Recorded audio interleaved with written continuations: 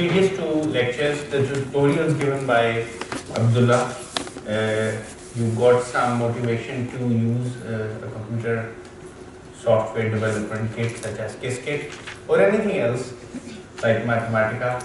The number of qubits that we're dealing with, we can easily simulate all of the quantum operations on Mathematica as well on a classical computer, because in most cases we're not going beyond 3 or 4 qubits. But nevertheless, you need to have access to some software, some development kit, Qiskit, Q#, Mathematica, Python, something that can help you simulate what's happening at the quantum scale in different kinds of quantum algorithms. So now I'm going to talk about another subroutine which is really useful for solving problems such as factoring. Factoring, as you know, became the buzz in all of quantum computing. In fact, quantum computing became so popular and so interesting and enticing because in 1994, Peter Shor came up with this algorithm to factor really large integers and find the prime factors of large integers with polynomial resources. Classically, something that would take exponential amount of resources, exponential time units could now be rescaled into the polynomial time scale, G. What is the benefit of finding the prime factors? The benefit of finding prime factors is that most cryptography schemes use a public key. So when you have two parties, Alice and Bob, they are sharing some information and they want to keep that information secure and private. There are two kinds of keys. One is a public key and the other is a private key. So keys are just like two protocols that the two parties agree upon, that if they share the same key and they knew the key, they can use that key to unlock the information that is hidden with them and they can decipher it properly. But if that key becomes known to others, then anyone, any eavesdropper, any hijacker could use that key, steal that key and obtain information that was not intended to get to them, right? So the public key is a very large integer and the key is such that if one were to find the prime factors of that key, those prime factors are what only the two parties know. The eavesdropper is making an attempt to find the prime factors of that large number. If he or she gains access to those prime factors of the large number, he will be able to decipher the message. So you have a large integer and only Alice and Bob know what the prime factors of that large integer are. Right? So if one were to use a classical computer, this would take an infinitely long time to predict what the prime factors of that large integer would be. Alright? So, however, if one had a quantum computer, one could decrypt that message in polynomial amount of time. Right? So that's why prime factorization is such an important problem. The same problem can be used to encrypt information as well. So you can have information that is purely secure, it's eavesdropping free, and no classical computer can break into that information. Right? So most e-commerce systems on which banking channels rely, as well as many communication channels between parties inside a military, in a country's military, they use cryptography codes that are based upon this hard problem, which is factorization. This is called the RSA crypto system. Okay, so that's why it's very important. That's why when Peter Shor gave an algorithm that worked out the prime factors of a large integer in a short amount of time with polynomial amount of resources, it became a really big thing. Yes. How large the number should be, the integer should be? So the number could be, say, 10 or 15 digits long, perhaps. And so if I give you a large number, 753,563,000, and I ask you to find the prime factors of this number, it's going to be really hard. Okay. So now let's look at another routine which forms the basis of this factoring problem. and that is called, a subroutine is called quantum phase estimation.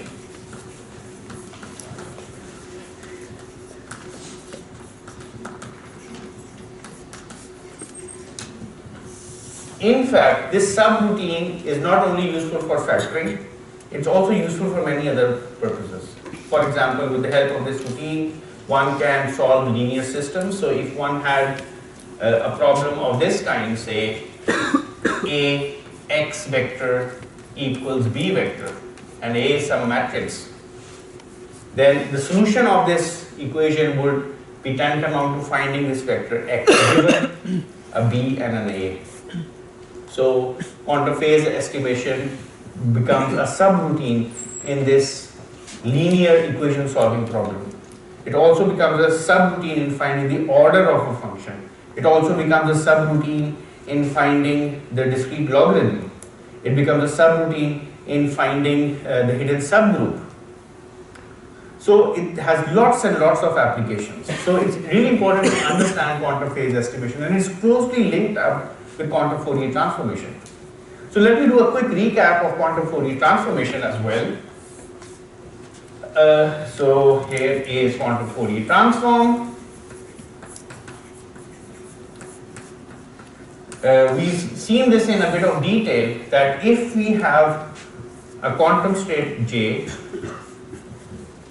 and we were to find the quantum Fourier transform of this U, Q, F, T, then we would obtain something of this kind. So we would obtain, if there are small n qubits, we would get 2 raised to power n under root, and the first qubit will be in a state ket 0 plus ei 2 pi 0 dotted with jn ket 1. This is the state of the first qubit. So we have n qubits, small n qubits, and we're finding the quantum Fourier transform of these n qubits. So this is just a quick recap or a rejoinder of what we've learned already. And we input a quantum state ket j. Now j is an integer, and that integer varies between 0 and 2 raised to power n minus 1, correct? That's what this integer varies between. So we input this computational state.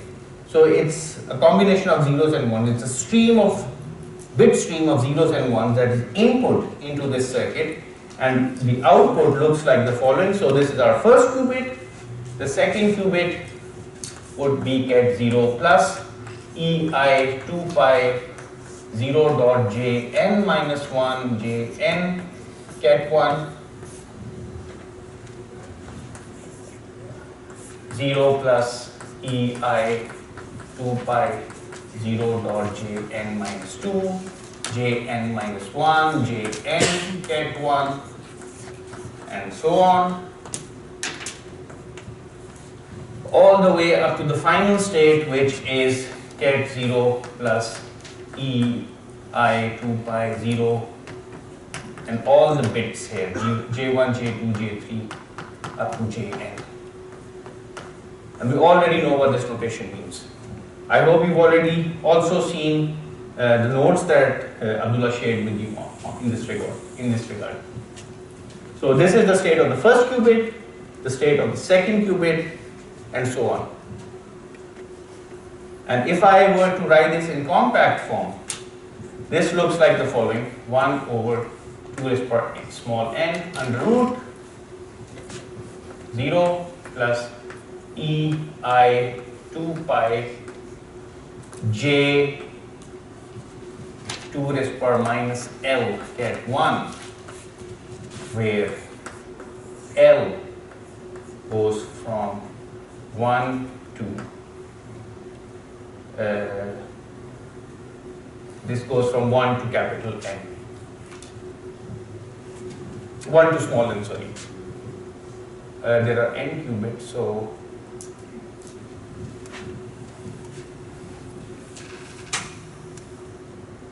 all right. So this is the same thing in compact form. And j is an integer, so you multiply this with 2 raised to power minus l, where l, so the first term takes l equals 1, so this becomes j into 2 raised to power minus 1, which is really j1, j2, j3, jn minus 1 dotted with jn. But you ignore this part, which is an integer part, because when you put this integer in over here, this means that ei2 pi the integer will just give me 1. So I don't need to include this factor in here. I only need to include the fractional part. So we've already seen this when we've discussed the quantum Fourier transform. So this is a general form of the quantum Fourier transform.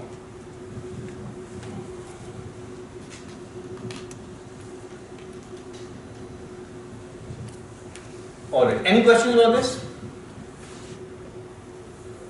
You want some time to let this sink in? This is from 1 week ago.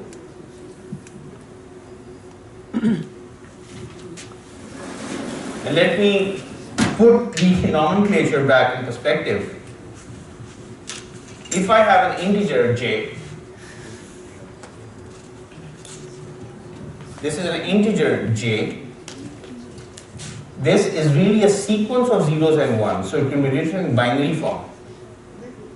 Okay, so when I write this in binary form, I get j1, j2, j3, all the way up to jn, right? So this is a sequence of bits.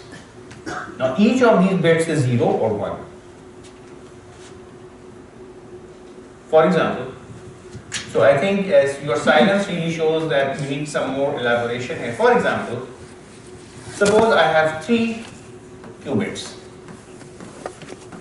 My n, small n is 3. And I have the number, the integer j equals 5. So 5 really in binary form is 1, 0, 1. Right, isn't it? Yes. In binary. Correct? Yes. So this is j1, this is j2, this is j3. So if I knew the j1, j2, j3, I can find j or vice versa. So this j really equals j1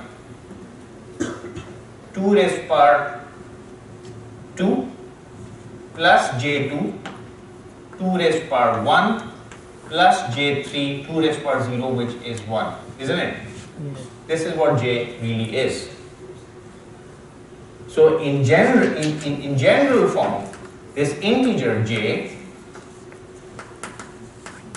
I can express this in terms of its bits, and that expression is the following: jl 2 raised to power n minus l, where l goes from 1 to n. Right? So this is just nomenclature. This is just a signage. This helps you interconvert between integers and their binary representations. Likewise, we also look at another notation, and that notation was that if I have some 0 dot j1, j2, if I had this binary representation, this really means the first digit j1 multiplied by 2 raised to power minus 1 plus j2 multiplied by 2 raised to power minus 2, and so on.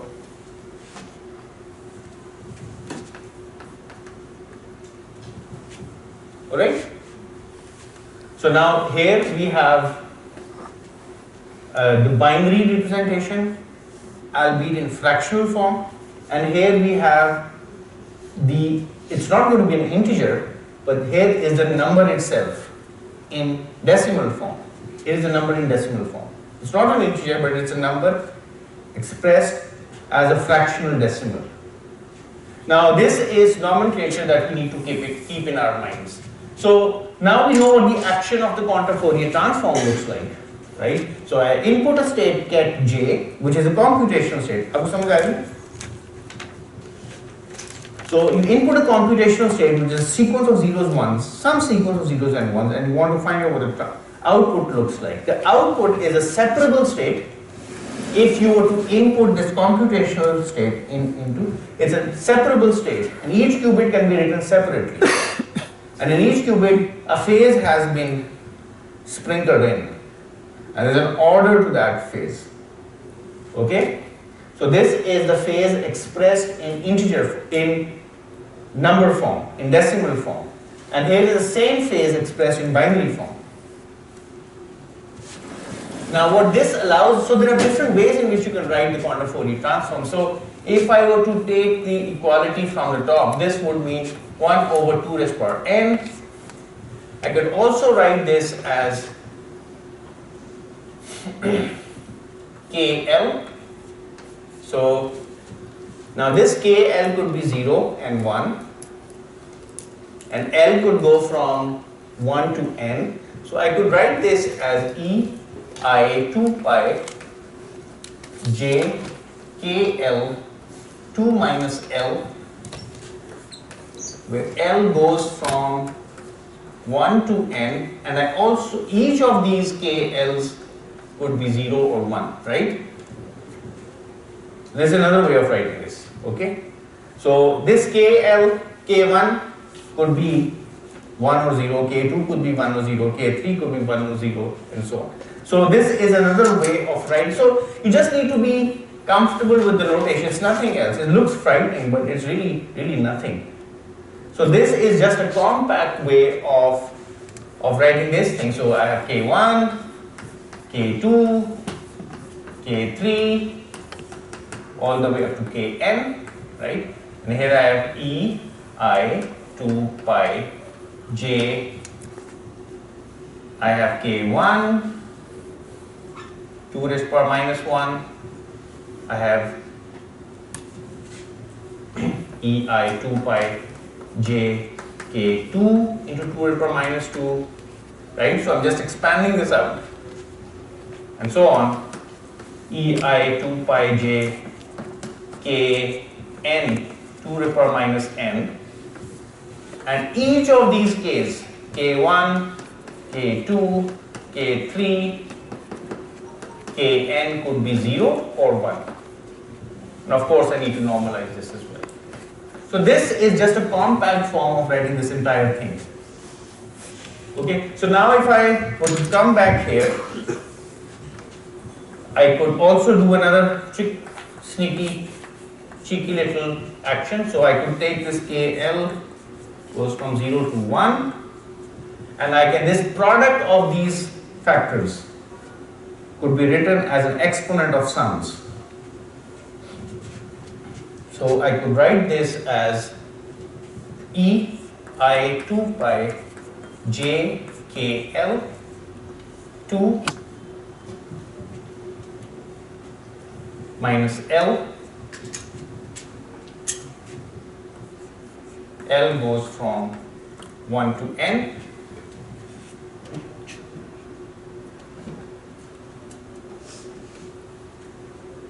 And here I have all the k. So all of these k's will become this k. Correct?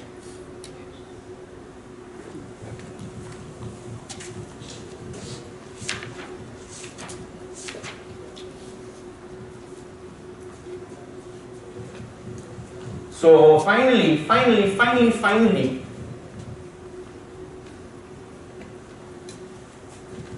I can write this as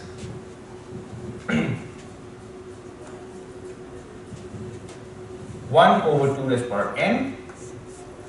Now KL, each of these KLs inside here, K1, K2, K3, now L is varying, right? So I need to put an L here really.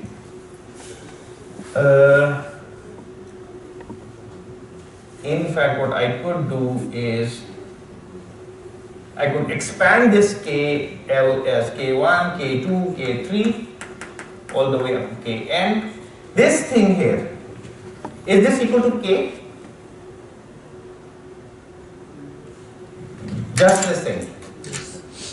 Is this equal to small k?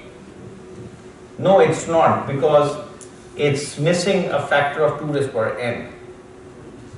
So if I were to take this over to this location, 1 over 2 raised power n square root, this would become e I 2 pi j k divided by 2n, right? K.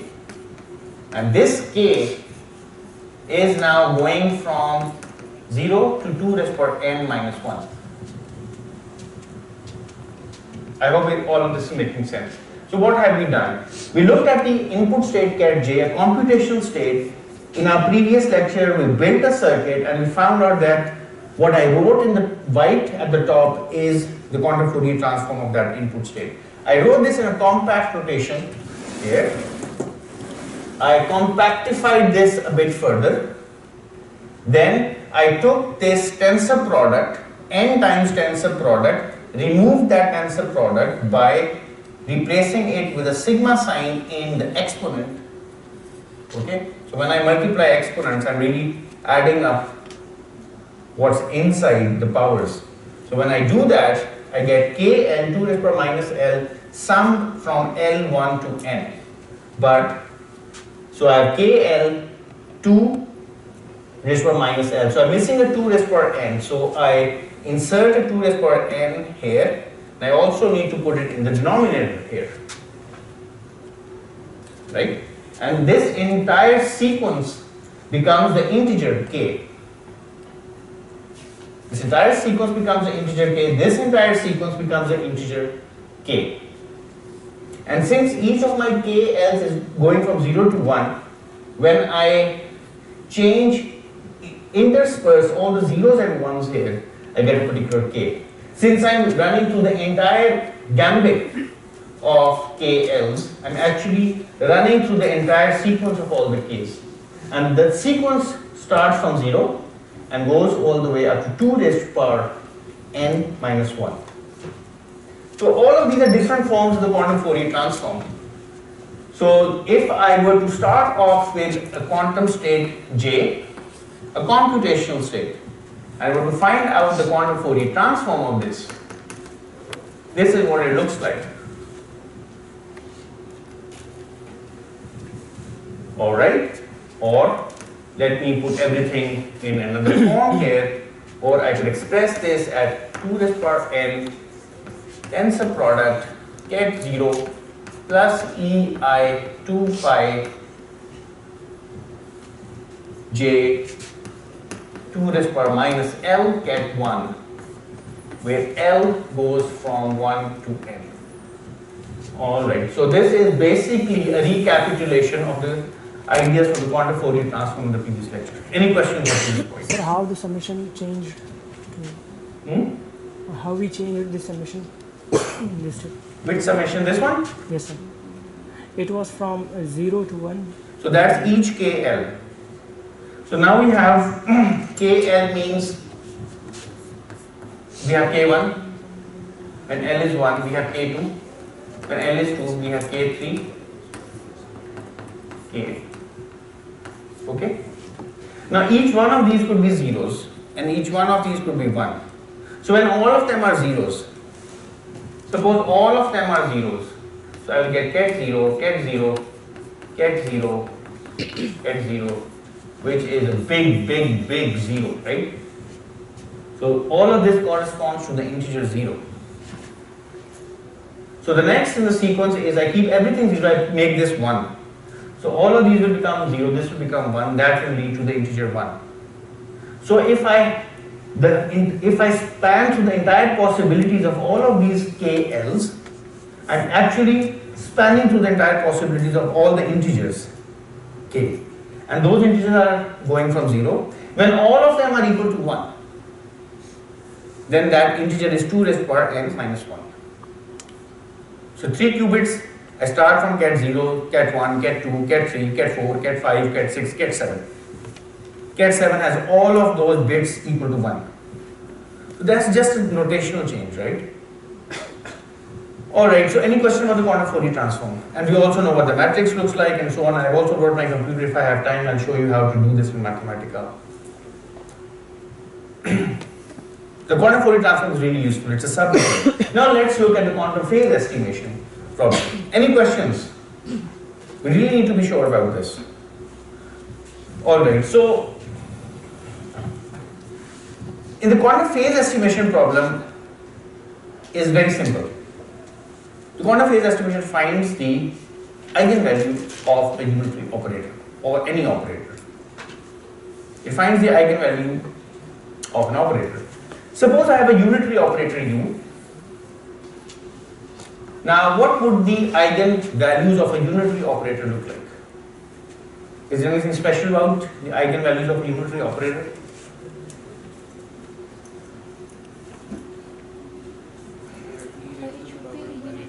Sorry?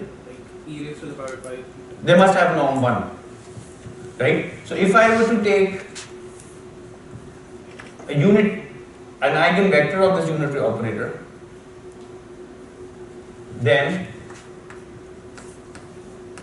I would need to have some factor whose norm is 1, which is really expressed in the general form as E raised per I some phase. Let's call that phase 2 pi theta. Theta is a real number. Okay? And I assume that this theta is a real number between 0 and 1. Since this is a trigonometric function, it has a period of 2 pi. So I want to keep this theta such that 2 pi over theta varies from 0 to 2 pi, which means theta varies from 0 to 1. So an unitary operator has as its eigenvalue a number whose norm is 1, and this is called a complex number. Okay? It's a complex number whose norm is 1, so its amplitude is 1, right?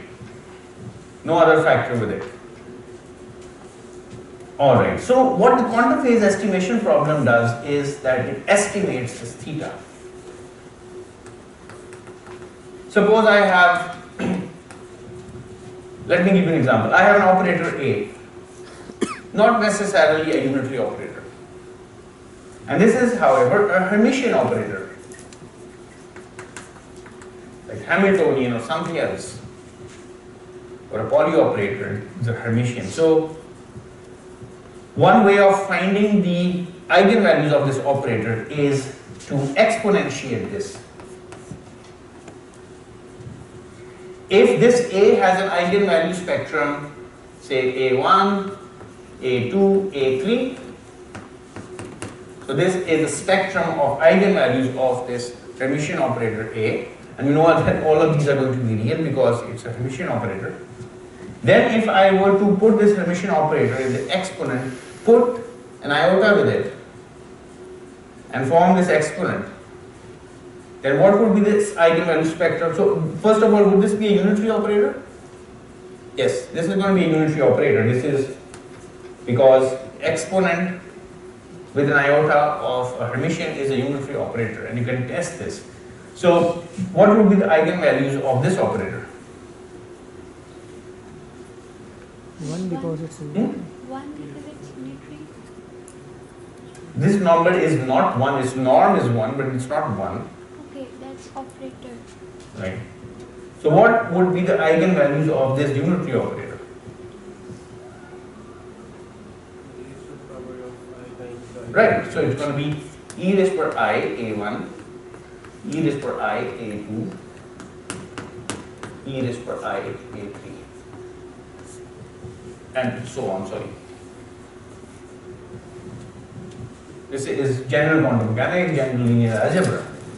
So what would one like to do is find the eigenvalues of this unitary operator instead of the Hermitian operator. And from that one can of course deduce what the eigenvalues of this operator look like. Now how do we estimate the eigenvalues of an operator? So this is a really important problem because this forms the basis of many algorithms such as order finding, Shor's factorization, discrete logarithms, and so on. So right now we're looking at this building block. So the best manner in which we could describe the quantum phase estimation algorithm is through a circuit. So let's draw a circuit in which we have, say, t qubits. Now these t qubits, these are ancillary qubits. Okay, these are t qubits. The number is t. And then we have another line which could be a qubit or a sequence of qubits. Could be any number of qubits, but I'm just drawing a single line for this at the moment to ease things out.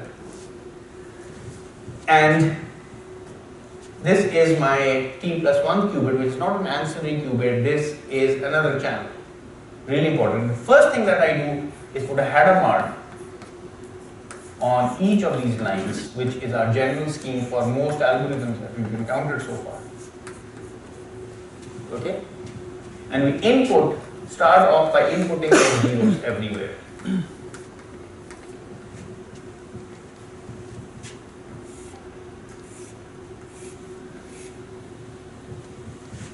And on this channel, we input an eigenstate of the unitary operator u, whose eigenvalues we wish to determine.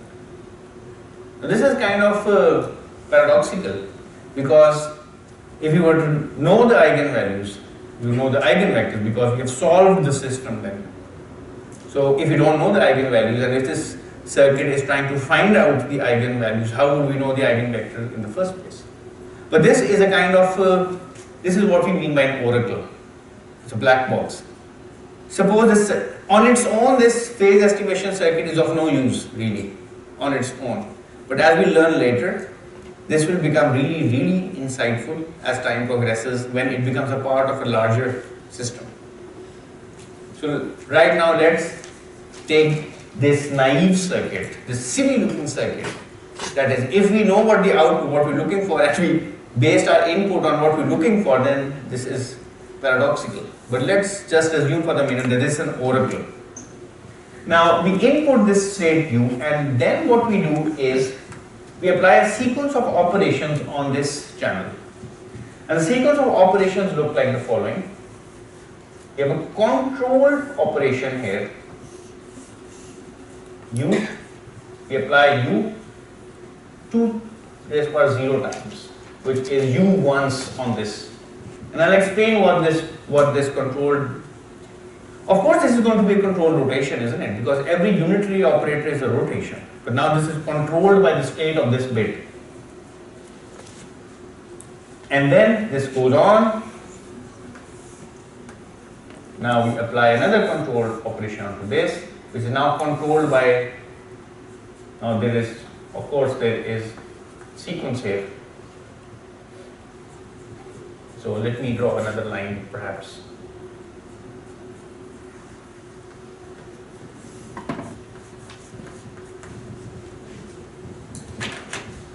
ताकि आपको समझ आ जाए आसानी से. So here is this.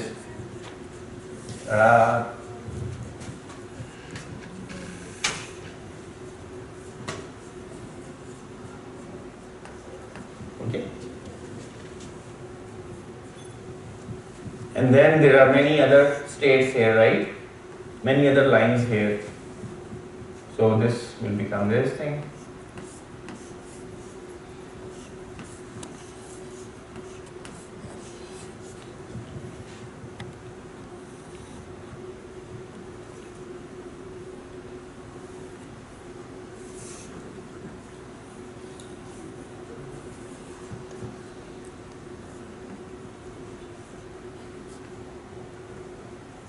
Three.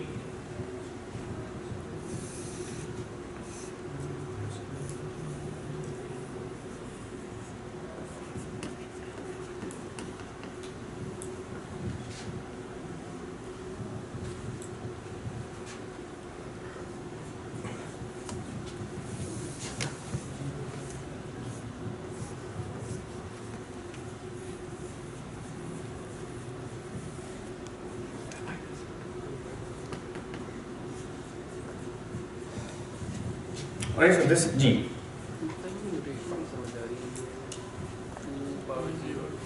2 power 0 is just 1. Is U applied once. This is U applied twice. So I'm going to explain this notation in a minute. So what this means? First of all, it means the following. If I have U 2 raised power k, this is applying U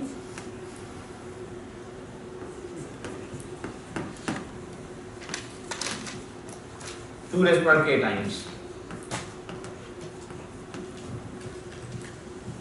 Okay. If I have U raised to power 2 raised to power 0, so you applying U once. This is applying U twice. U and then another U.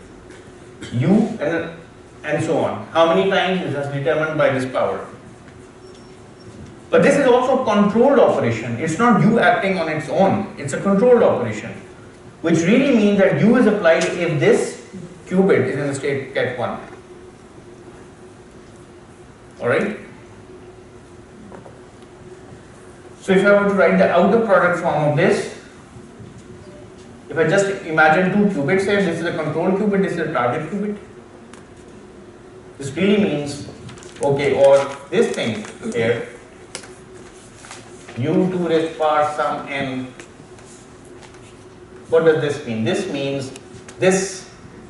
So if I were to replace this by a big operator V, then this V really means if the first qubit is in the state ket 0, do nothing to the second qubit, the target qubit. And if the first qubit is in the state ket 1, then you apply U2 raised to power n times to the second qubit. That's what this really means. Alright. Now what we do is we feed in the input eigenstate to this channel. And now it's quite straightforward and illuminating and fun activity to find out how the quantum state is going to progress with time. So here we have an equal superposition of all the zeros, all the states here. It's going to be a superposition of 2 raised to power t states.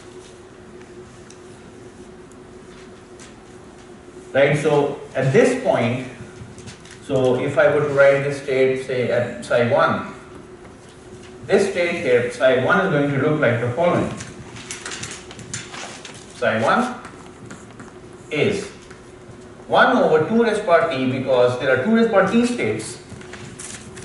Then I take the under root is first qubit ket 0 plus 1, second qubit ket 0 plus 1,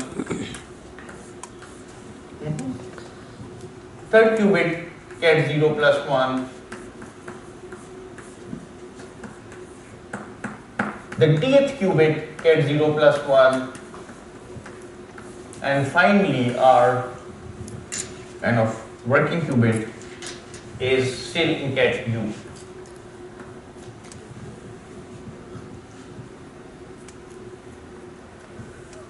Now what does this thing do? What does this thing do? If this were ket 1, what would be the state over here?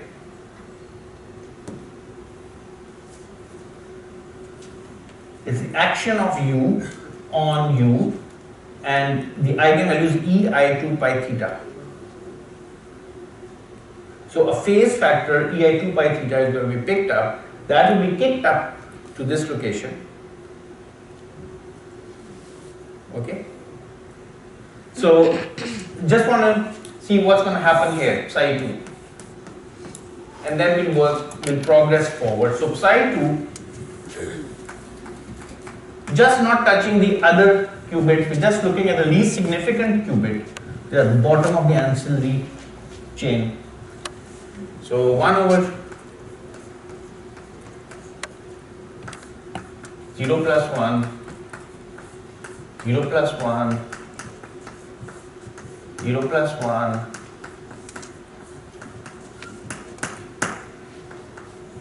alright, so now this is 0u, so I'm just going to combine these together just for the sake of illustration.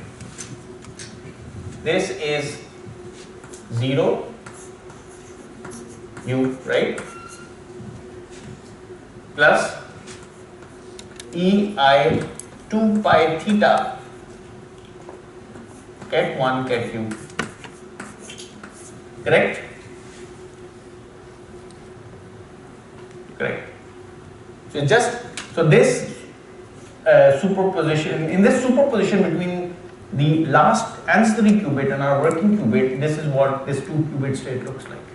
And the phase factor that has been picked up by a relative phase between this component and this component. And in the next step, this really means, so just doing really carefully here so that you understand the dynamics of this. I just skipped out the tensor signs here, it's understood. Let me rewrite them just for clarity. Okay.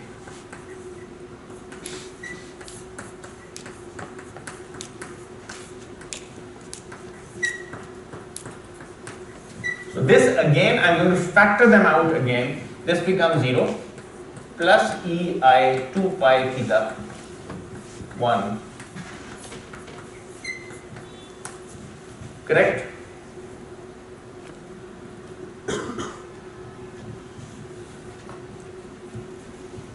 Now what's going to happen here at this stage? A phase is going to be picked up here. Phase is also going to be picked up here. Phase is also going to be picked up here. Phase is also going to be picked up here. And the phases are changing because this is application of u once. This is application of u twice, which means each time a factor of ei 2 pi theta, another factor of ei 2 pi theta, which means ei 2 pi 2 theta, and so on. So this factor is going to change. Overall, can you write what the scheme is going to look like? So my final qubit will have ket 0 plus ei 2 pi theta. I just want to put a 2 raised to 0 here, which is just 1. This is my last qubit. Of course, this is my working qubit, which is still in an eigenstate. My second last qubit, so I'm just going to put in the second last qubit as well, which I didn't write here. That's going to look like 0 plus ei 2 pi theta 2 raised to 1 ket 1. Correct? And I go all the way. My last qubit is going to be ket 0 plus ei 2 pi theta 2 raised to power 2 minus 1, I think, ket 1.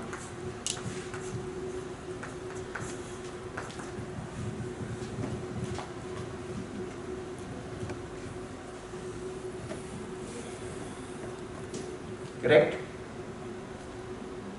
So here, if I were to write down these states here, this remains ket q. This becomes 1 over under root 2, 0 plus ei 2 pi theta 2 raised to power 0 ket 1. This becomes 1 over under root 2 ket 0 plus ei 2 pi theta 2 raised to power 1 ket 1, and so on. This becomes 1 over under root 2 plus ei 2 pi theta e minus 2 ket 1. And finally, the most significant qubit becomes 1 over under root 2 ket 0 plus ei 2 pi theta 2 raised to power t minus 1 ket 1. Got it? Now the argument is that if I were to take the inverse Fourier transform over here, inverse Fourier transform, I will get a new state which will be proportional to theta. So, any question up to this point? I'm going to finish this argument in the next 10 minutes. Is this clear here?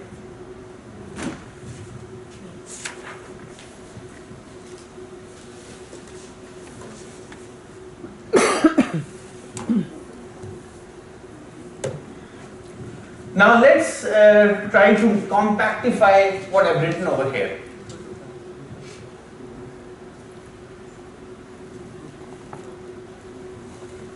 So this is 1 over 2t. So now I'm not really concerned about this final state, this cat u, because it has done its job. I can throw it away. The job it has done, it has really kicked up its phase to the ancillary qubits. So this phase kick up is, I think, now becoming ubiquitous. You see this in many algorithms. It's done its job. I don't really care about this anymore. Now I'm just looking at the ancillary qubits, which is a 2 raised power t dimensional space. And if I were to write this in a compact form, I can write ket 0 plus ket 1, and the factor is ei 2 pi theta 2 t raised power minus L, where this is a tensor product where this L goes from 1 to t.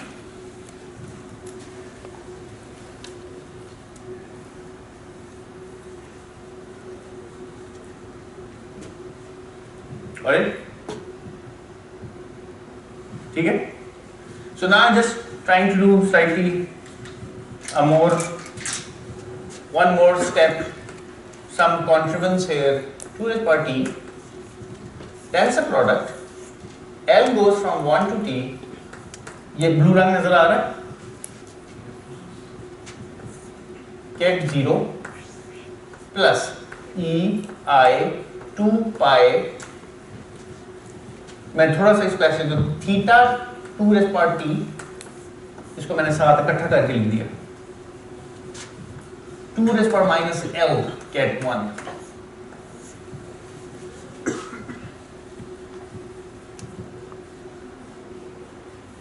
Now, is there some similarity between what I've written in blue and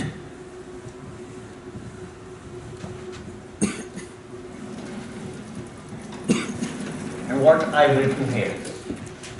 So when I have an input state ket j, I find the quantum Fourier transform, I get a state of this manner, of this countenance.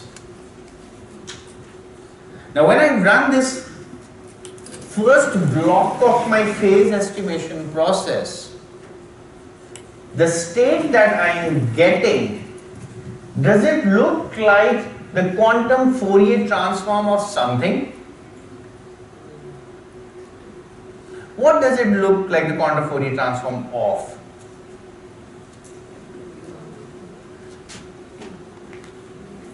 Well, okay, I give you 2 minutes to answer me. Just think about this. What is this, the quantum Fourier transform of? So now I'm going to continue with the blue thing. I've lost my blue chalk. This thing, what is this, the quantum Fourier transform of? Which state is this, the quantum Fourier transform of?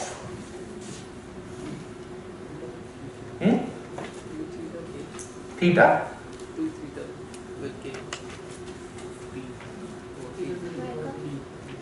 Just make a comparison. It's a brute force comparison. That I put theta 2t in a bracket for a special reason. कौन सी चीज? Blue वाला दोबारा लिख दूं. Let me rewrite the blue thing. So this thing, which is the output from my first block, first step of my quantum phase estimation algorithm, is 1 over 2 raised power t. L goes from 1 to t, ket 0 plus ei 2 pi theta 2 raised power t 2 raised power minus L ket 1.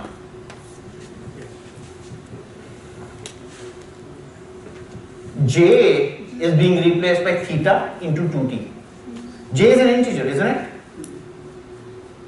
theta into 2t may or may not be an integer, because theta is some eigenvalue, right? May or may not be an integer. But nevertheless, this thing here, which is the output from the first block of the quantum Fourier transform, of the quantum phase estimation algorithm, is nothing but the quantum Fourier transform of a quantum state which is theta, right? So this is an integer, okay? May or may not be an integer, and we'll have two scenarios here. But nevertheless, this is the quantum Fourier. Suppose this is an integer. Suppose it's an integer, right? For the time being. So isn't this the quantum Fourier transform of a quantum state? So now if I were to take this system here, now I'm going to extend these lines because I've run out of blackboard here. So I'm going to take these lines here. These are my ancillary qubits, and there are t of them. There are t of these qubits. So I'll just take these lines over here. I forget about this thing, right? I don't care about this. What kind of operation would I need so that my final output is theta 2 per t? This is an integer, so I am assuming this is an integer. So this is an integer, say 0, 1, 2, 3. Theta is bound between 0 and 2t minus 0 and 1. So this is an integer that goes from 0 to really 2t minus 1 in a sense. This is some integer. So what kind of operation do I need here to get this register of t qubits into this state?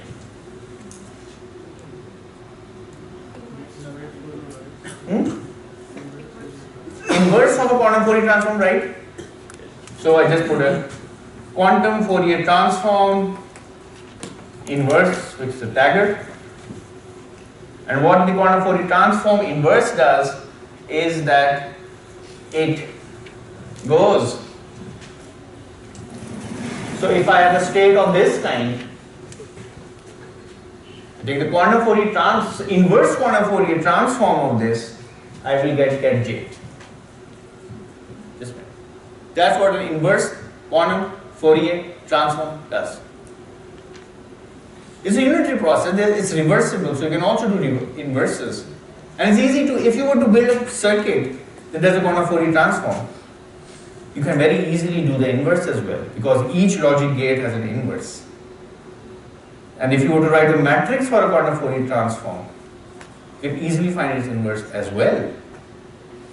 Right? So what's your question, please?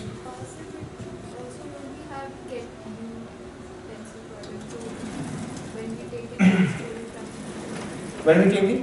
Inverse Fourier. So we're doing nothing to cat u. Cat u is just living a life on its own.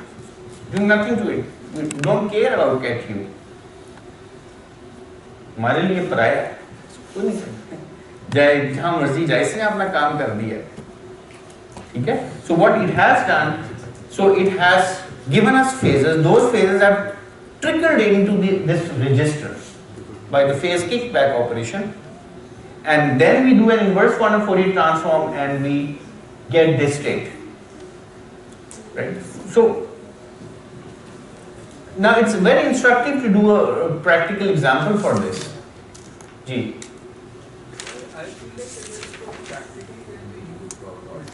Sorry?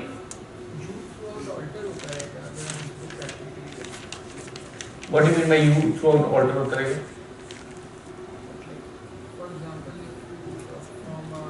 ऊंची बोलो. From a relative phase analysis, so I feel like views be altered. These views are all different.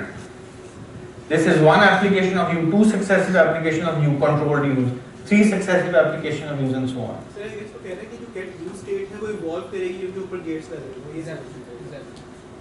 Since it's an eigenstate, it's not evolving. Just giving a phase which is trickling up here. It's not evolving. If this were not an eigenstate, then I would have agreed with you that this state is going to evolve, but it's not evolving, it's just picking up a phase. That's it. Any questions? More questions? So let's look at an example. I think it's instructive to look at an example here. I need to turn on this thing as well. Just give me a second.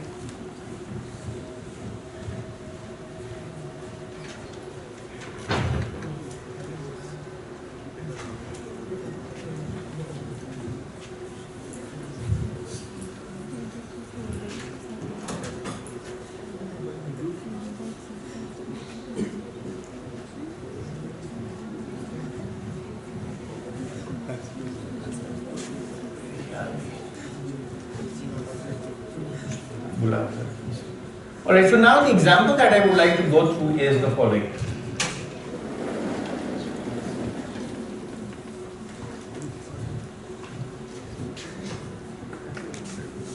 Suppose my U is this gate 1, 0, 0, E, I, pi by 4.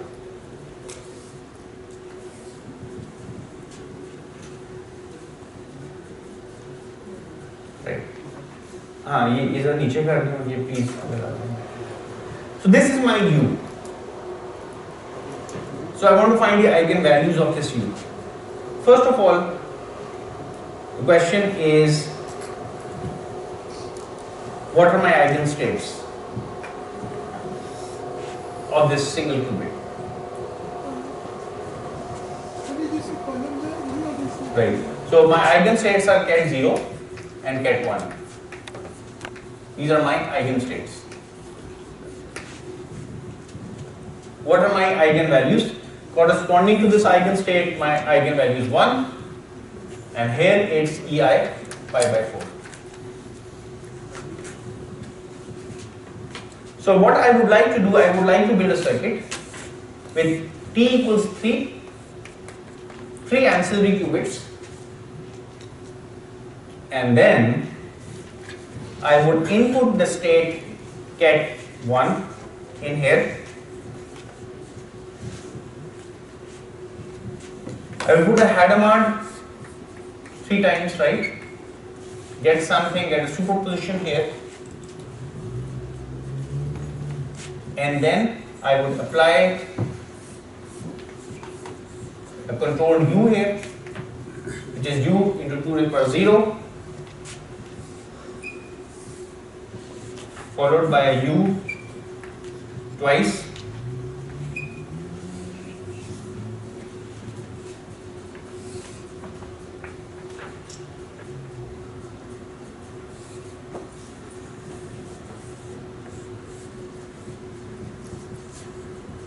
So 0, 1, U 4 times.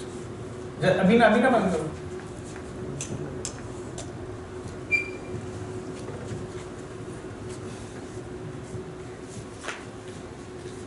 So and then we will see what do we have over here. What kind of state do we get over here? So first of all, what is our theta? So EI pi by 4 is my eigenvalue, and in my nomenclature this is EI 2 pi theta,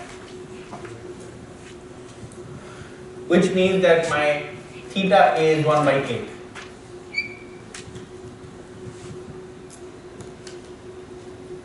Got it? Theta is 1 by 8, it's less than 1, and just at the back of your mind keep in mind that 2 to the power t is 3, so this is 8 into 1 by 8, which is 1. So this happens to be a nice integer. So I have chosen a gate so that my 2t theta is an integer, some integer between 0 and 7. I could have other scenarios as well, but let's do an analysis. So I can write down the states. So this is 0 plus E I 2 pi theta, 2 pi theta ही होगा ना, 2 pi theta. My 2 pi theta is 2 pi over 8 pi over 4. EI pi by 4 get 1, right? 4 and root 2. This is what this qubit is going to look like. Correct? This qubit is going to be ket 0 plus EI 2 times this. Pi by 2. EI pi by 2 is iota. Right? Plus iota ket 1.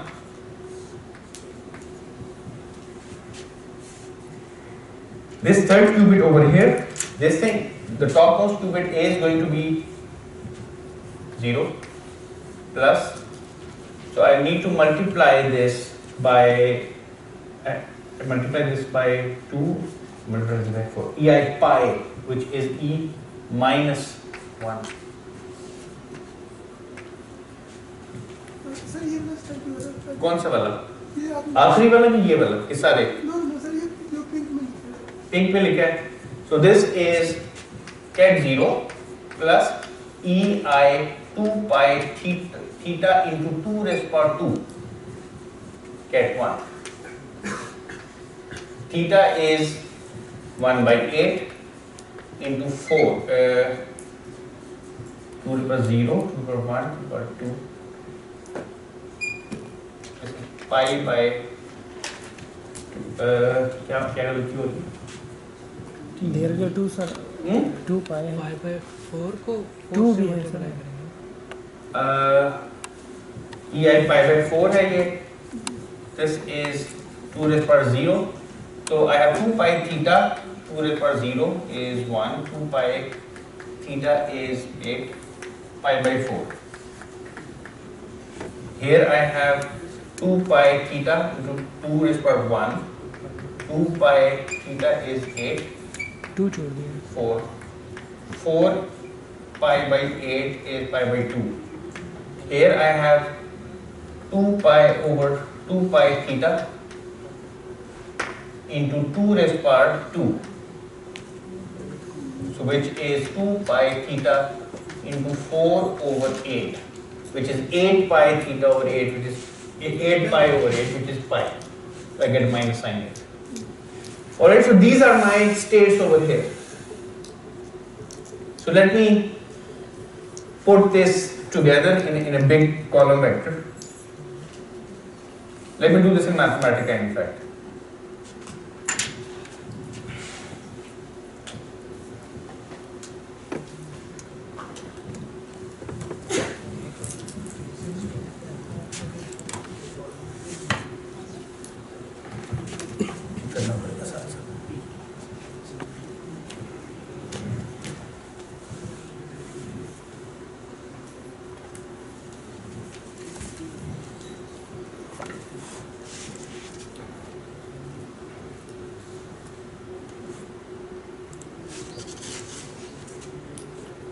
Okay, so let me start afresh.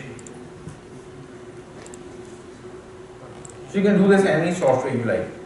So first of all, what I would like to do, I would like to write down that 3 qubit state as a column vector. So my first qubit is, थोड़ा सा बड़ा कर दूं.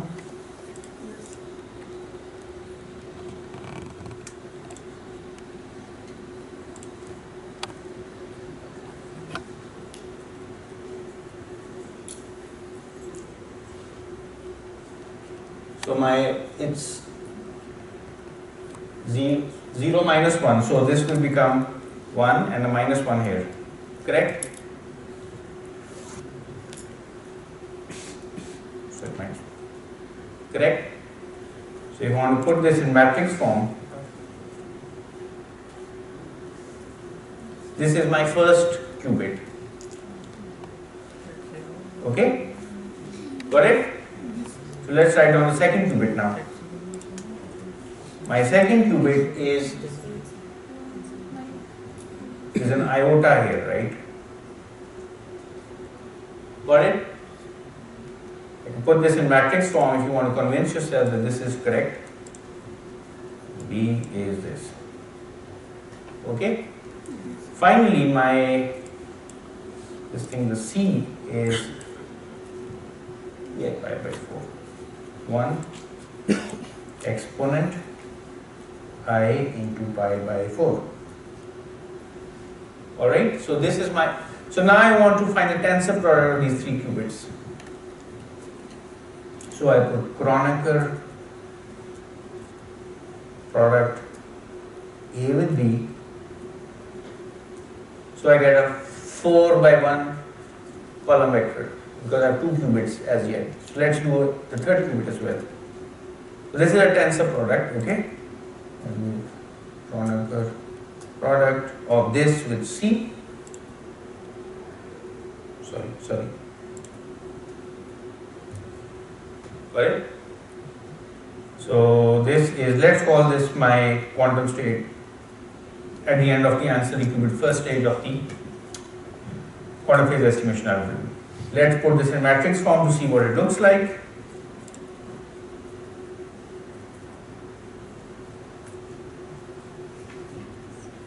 This is what it looks like. Now I want to apply the inverse quantum Fourier transform to this. So let's first write down the Fourier transform. The Fourier transform will be an 8 by 8 matrix, and then we'll find its inverse. So we know that the Fourier transform is given by an 8 by 8 matrix, and there are terms on there's an omega jk. So if I were to already done that somewhere. So let's do the following.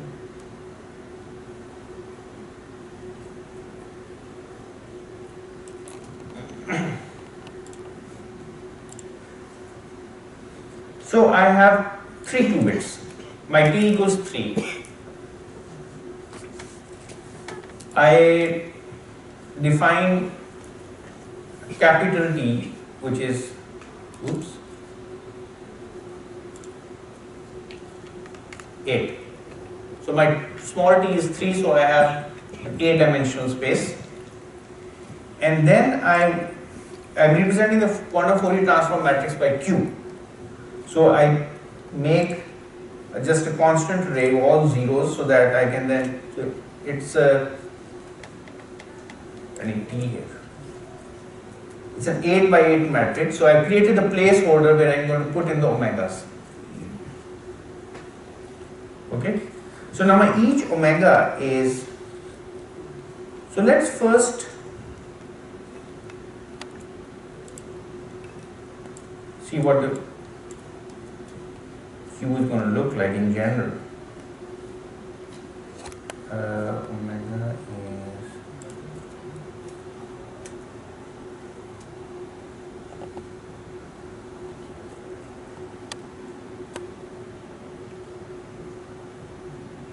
QJJ.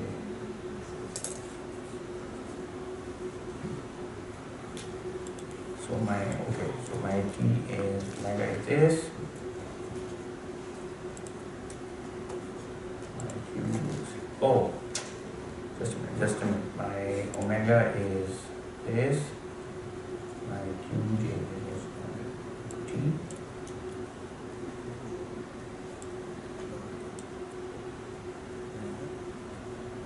This is what my quantum Fourier transform, the general form of the matrix, 3-qubit quantum Fourier transform looks like. So let me put this in matrix form so that you can have a look.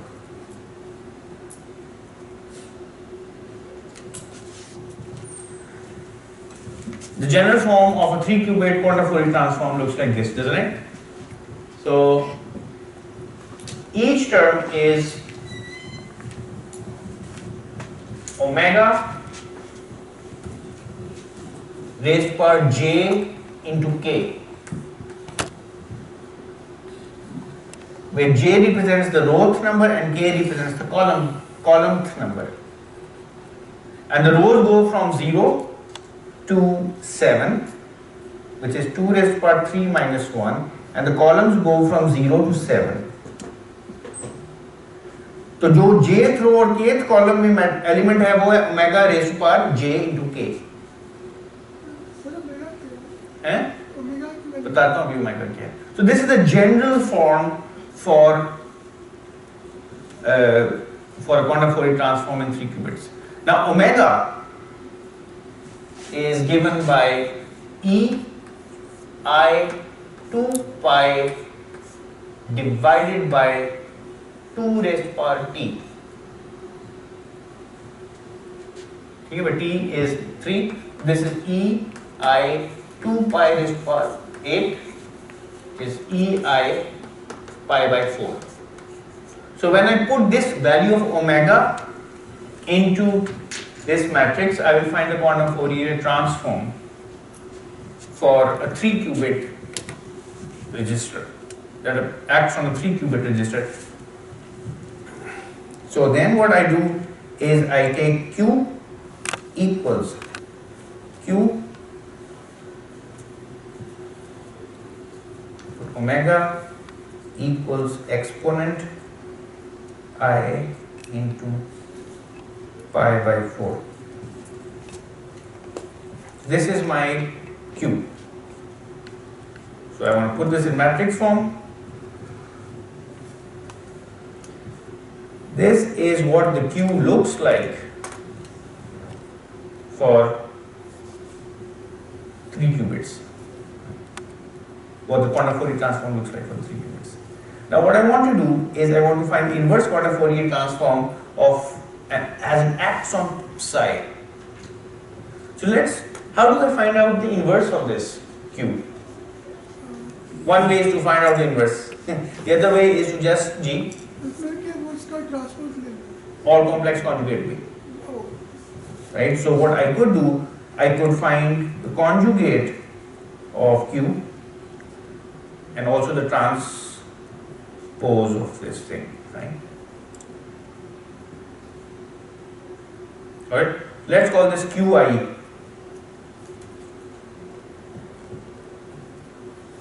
QI, Q inverse. I want to see if this really is the transpose, so let's multiply Q with QI and simplify this.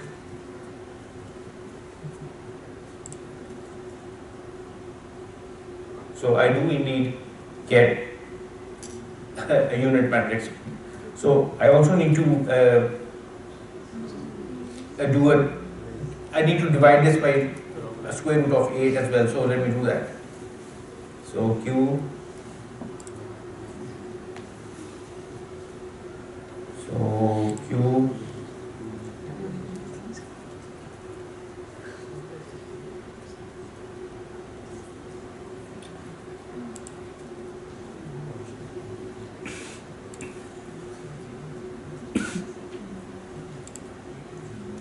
right? So this is an identity matrix, right?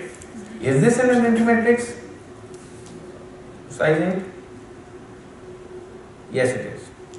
So I found out the inverse of Q. Remember, these are all rotations. So if you look at the inverse and the original, they're just rotational by opposite amounts. And if you put all the logic gates together, you have to put the logic gates in reverse together. Now I take my psi, and upon this I act the inverse quantum Fourier transform. By the way, what should the result look like? What should the output quantum state from this operation look like?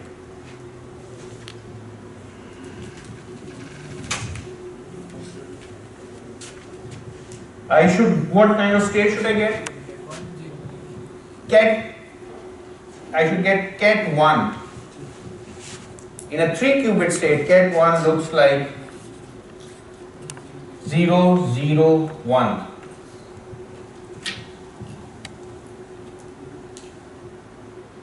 Right?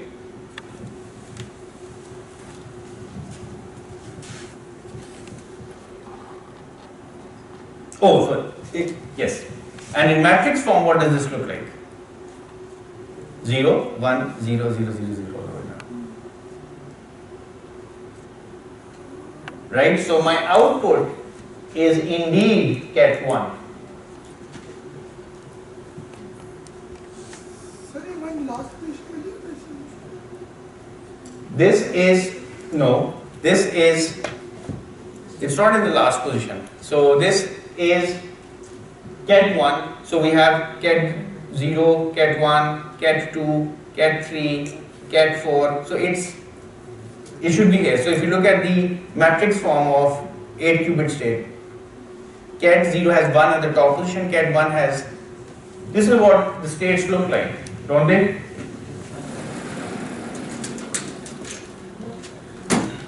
Ket 0 in a 3 qubit system is this thing.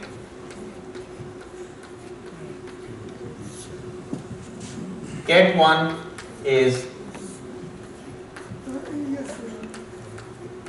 because this is an integer, right? This is not the binary form, this is the integer 1.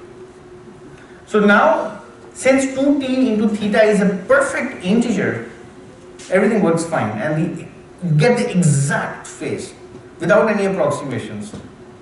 If theta is such that 2t theta is not an integer, you will get a good approximation.